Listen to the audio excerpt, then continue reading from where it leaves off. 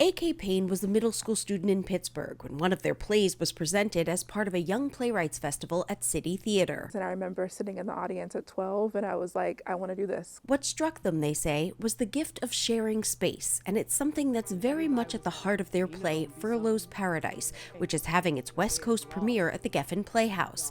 The story centers around a pair of cousins who are home for a funeral. One has moved away, the other is incarcerated and on a 3-day furlough. For AK, this play is personal.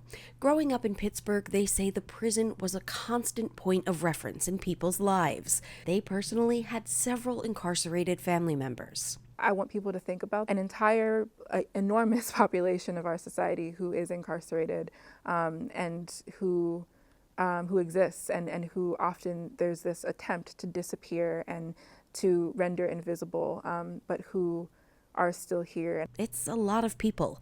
According to the Prison Policy Initiative, the U.S. has the largest incarcerated population of any democratic country around the world. It's a huge issue, and the Geffen's artistic director, Terrell Alvin McCraney, says it needs to be explored, and the theater is the perfect place to do it because it's a space that allows for, quote, collective dreaming.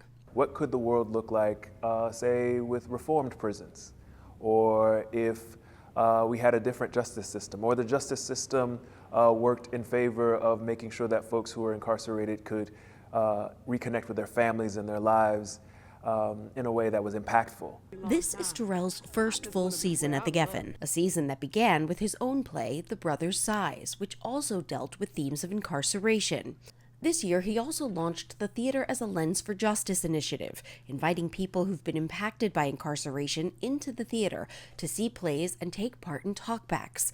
And they brought their production of Waiting for Godot to the Victorville Women's Federal Correctional Institution. Theater as a Lens was really important to me because it was a way in which I could connect with folks who may be re-entering society, who may be at a crossroads in their life, and help them see that there are many paths before them, and all of them lead to us being together. What y'all got in your utopia? Throughout the play, the cousins discuss their utopia, building their perfect world.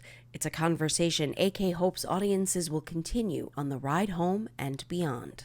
I hope that people walk away from seeing this play thinking about who would be with them as they move closer and closer towards freedom, towards utopia, towards liberation. Paradise is manifested from pillow forts and theater stages.